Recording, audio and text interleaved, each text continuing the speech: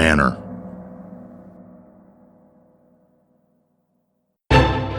Did you know there's a way to get Manor's latest updates without searching for it?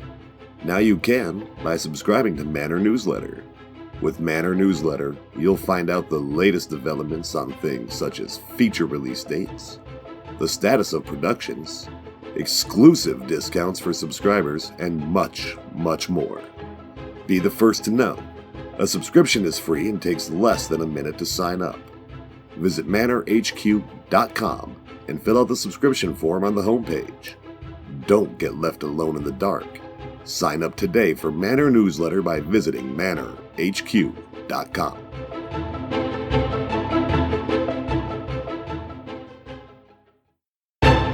Follow Manor online and on social media. You can find Manor on Twitter at Official Manor, on Instagram at Manor Entertainment, on YouTube at Manor Entertainment, and on the official website address, manorhq.com. As always, share with others and spread the word. Warning. The following program may contain violence, explicit language, sexual situations, and dark content, unsuitable for some listeners. It is intended for mature audiences only. Discretion is advised.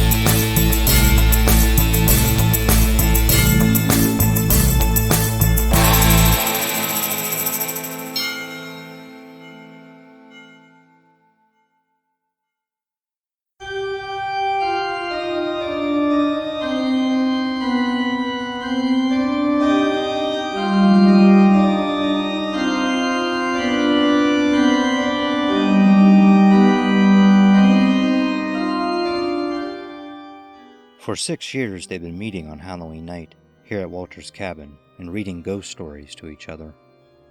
Some of the faces varied from year to year, but Leslie had never missed one of the readings. She'd come alone this year, and as she parked her Datsun at the edge of the graveled road, she couldn't help but think of Rob.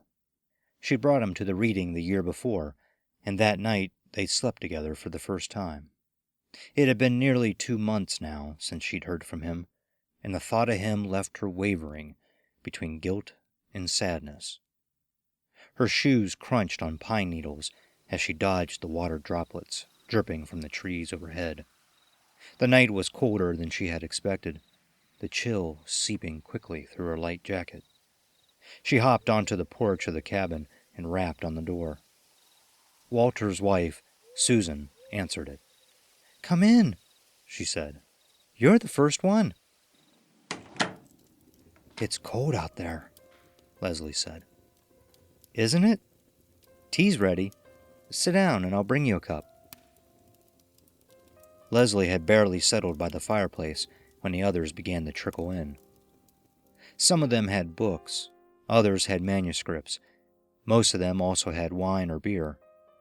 All of them wrote, several of them professionally, and about half the stories each year had been written for the occasion. Leslie hadn't felt up to writing one herself this year. In fact, she hadn't felt up to much of anything since she and Rob had broken up. His bitterness had hurt her badly, and she was hoping that something would happen tonight to pull her back out of herself. She hoped it would be the way it used to, when the stories had been chilling, and the nights had been damp and eerie, and they'd gotten themselves so scared sometimes that they hadn't gone home until daylight. They'd been younger then, of course. Now that they were all closing in on 30, they seemed to be more afraid of election results and property taxes than they were of vampires and werewolves. About 9:30, Walter stood up and ceremonially lighted the candelabra over the fireplace. The other lamps were turned off, and Walter stood for a moment in the flickering candlelight. He looked a bit like an accountant in his sweater and slacks, with his horn-rimmed glasses and his neatly trimmed mustache. "Well," he said, clearing his throat, "I think we're all here. Before we get started, we've got something unusual I wanted to tell you about. I got this in the mail last week." He held up a large manila envelope. "It's from Rob Tranchin in Mexico." Leslie felt a pang again. "Did he," she blurted out, "did he say how he is?" She felt all the eyes in the room turning on her. The others had never liked Rob all that well, had only put up with him for her sake. While all of them dabbled in the occult, Rob was the only one who had ever taken it seriously, and on more than one occasion he'd had shouted arguments with some of them on the subject. I can't really tell," Walter said. "There was a note inside, but it didn't say much. It just said that he'd written a story for us, and that he wanted somebody to read it at tonight's gathering. It's not very long. I took a quick glance at it. So if nobody minds, I'll just draw a card for Rob, and one of us can read it when that turn comes around." Behind Leslie, Brian muttered, "I hope it's not some more of that occult shit of his." But there was no formal objection. Walter took the ace through 8 from a deck of cards and shuffled them, then let each of the others draw for a turn. Brian had the ace and read Heavy Set by Bradbury. Walter followed with a news story that he'd just sold, another Halloween story, and the chills seemed to creep in through the windows. Leslie read a piece from Beaumont and even gave herself shudders. Then Susan took a turn, her straight blonde hair and pale skin looking cold and waxen in the candle's flicker. Everyone shifted nervously as she finished, and Leslie thought happily that it was really happening again. "We've done it," she thought. "We've gotten ourselves so worked up that we're ready to believe anything." "It's Rob's turn," Walter said quietly. "Anyone want to do the honors?" When no one else spoke up, Leslie said, "I will." "I'm still carrying him," she thought as she took the envelope from Walter. Without wanting to, she finished the thought. Someone has to. Poor childish Rob, with his tantrums and his grandiose dreams. How long would he keep haunting them? She took the manuscript out of the envelope. It was handwritten on some kind of ragged paper that looked like parchment. She recognized the scrawled printing, despite the peculiar brownish ink he'd used. She glanced at her watch, then went back to the manuscript. "It's called The Circle," she said.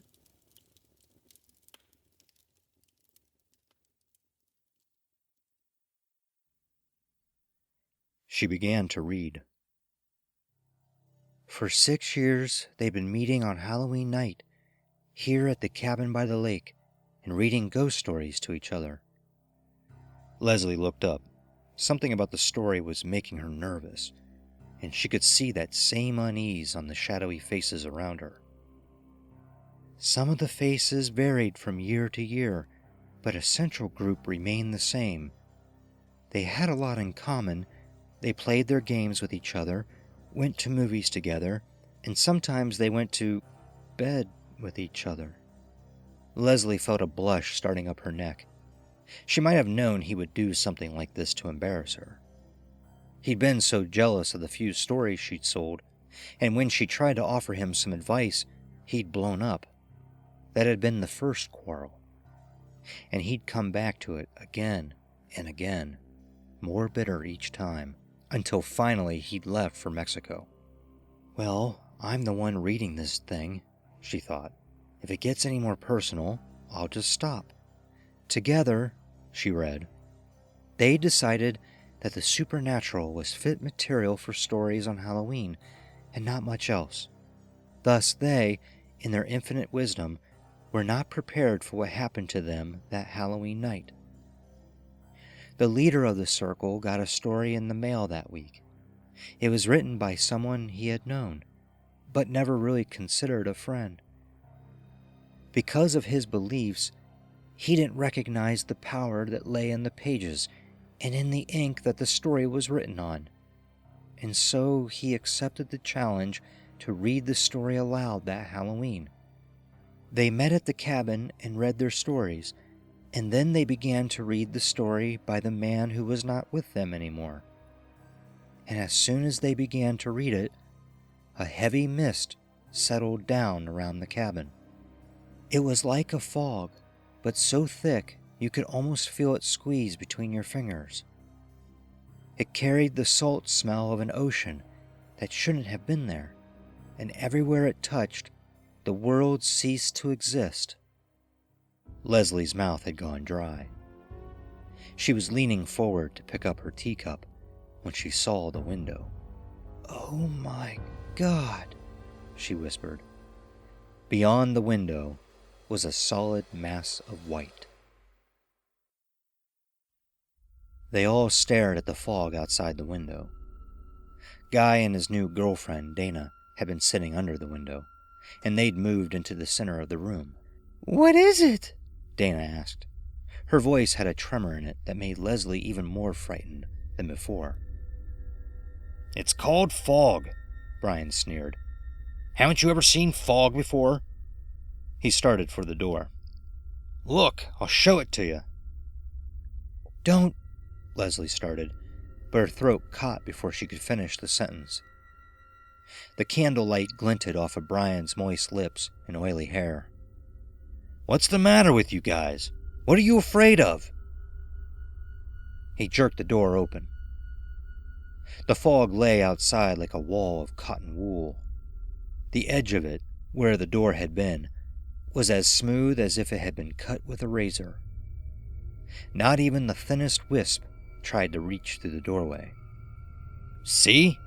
Brian said, sticking his arm into it. "Fog!"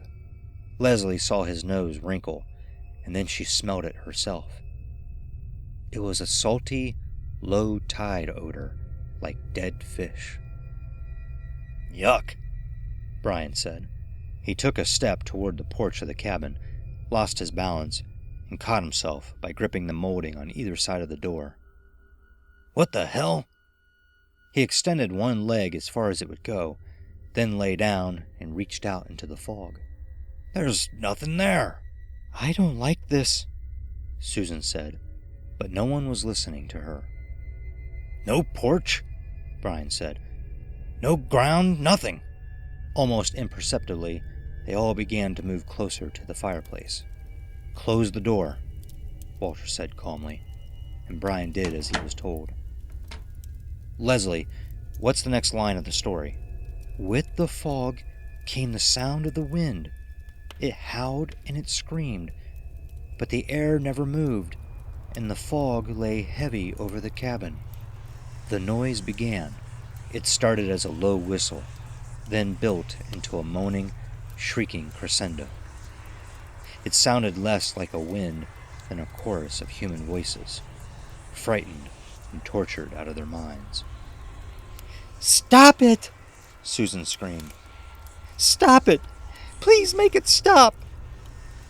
Walter put his arms around her and held her head to his chest. She began to sob quietly. They were now a circle, in fact, a tight circle on the floor in front of the fireplace, knees touching, eyes searching each other's faces for some sign of understanding. "What is it?" Dana cried. She was nearly shouting in order to be heard. "Where is it coming from?" Leslie and Walter looked at each other. Then Leslie's gaze dropped to the floor. "It's that story, isn't it?" Dana said, her voice so high it was starting to crack. "Isn't it?" "It must be," Walter said. His voice was so low that Leslie could barely hear it over the howling outside. "Rob must have found something in Mexico. A way to get back at us." "This isn't happening," Brian said. "It's not. It can't be." "It is," Walter said, raising his voice over the wind. "Pretending it isn't real is not going to help." Susan whimpered, and he held her tighter to his chest. "Look, we've all read stories like this. Some of us have written them. We all get irritated when people refuse to accept what's happening to them. How long is it going to take for us to admit what's happening here?" "All right," Brian said. "It's real. What do we do?" Leslie said, "The paper and ink. Rob said they were special. In the story." "Why don't we just burn the damn thing?" Brian said. "We should have done that in the first place." As if in answer, the wind roared up to a deafening volume. "No," said Walter. He waited until the noise subsided again and added, "What if we burn it and trap ourselves here? If only we knew how it ends." "That's easy enough," Brian said. He reached across and took the papers from Leslie's unresisting fingers. "No!" Walter shouted, lunging at him. But Brian had already flipped over to the last page. "We all die," he said, handing the story back to Leslie. "Not very well written, but pretty gruesome." His levity failed completely. The wind was so loud, it seemed to Leslie that the walls should have been shaken to pieces. "Ideas?" Walter said. "Anybody?" "I say burn it," Brian said again. "What can happen?" "Rewrite it," Leslie said. "What?" Walter asked. Leslie realized that the awful noise had swallowed her words. "Rewrite it," she repeated. "Change the ending." "I like it," Walter said. "Guy?" He shrugged. "Worth a try. Anyone got a pen?" "No," Leslie said. "I don't think that'll work." "Why not?" "I think," she said, "it's written in blood."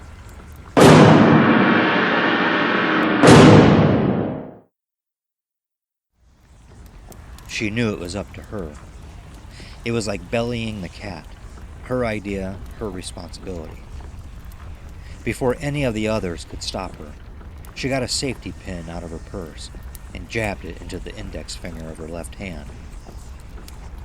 She rolled the point of the pin in the droplet of blood, then tried to draw an X across the bottom of the page she'd finished reading from. The point of the pin just wouldn't hold enough.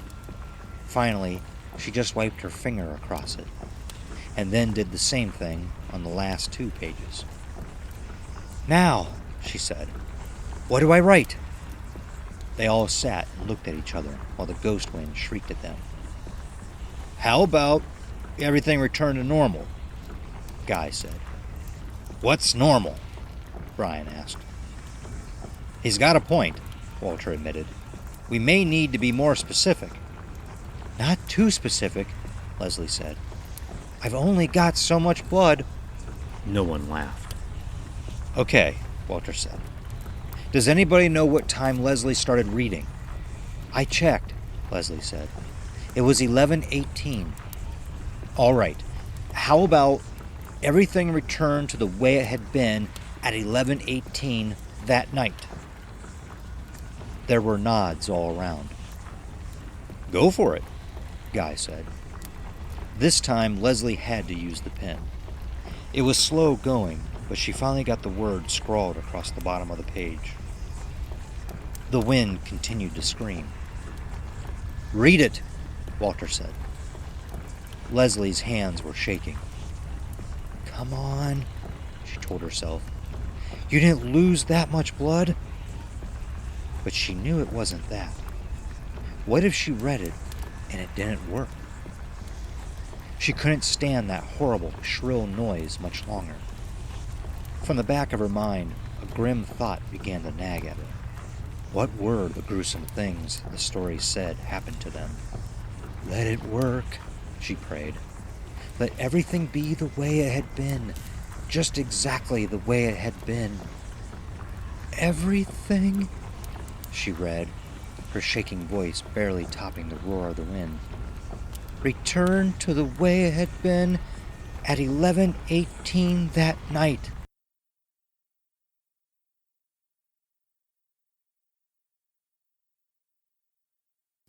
The night was clear and cold, and water dripped from the trees to the layer of pine needles on the ground. Leslie looked at her watch. It was 11:18. "It's called The Circle," she said. She began to read.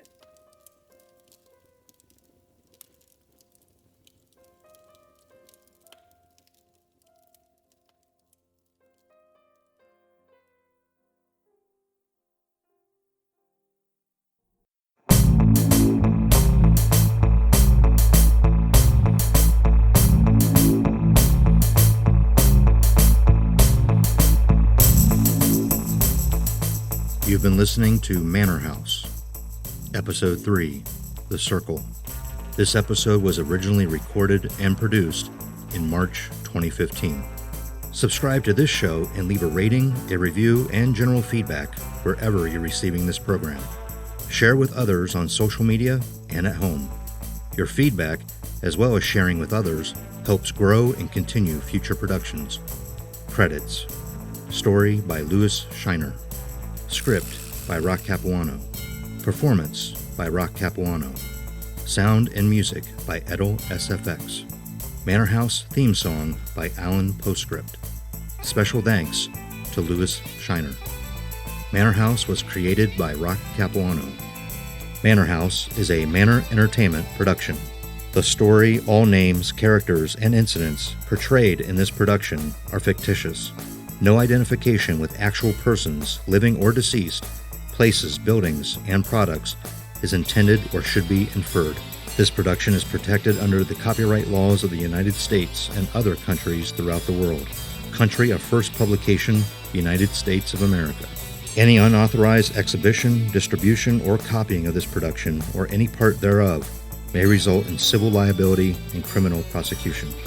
Copyright 2019, Manor Entertainment, LLC.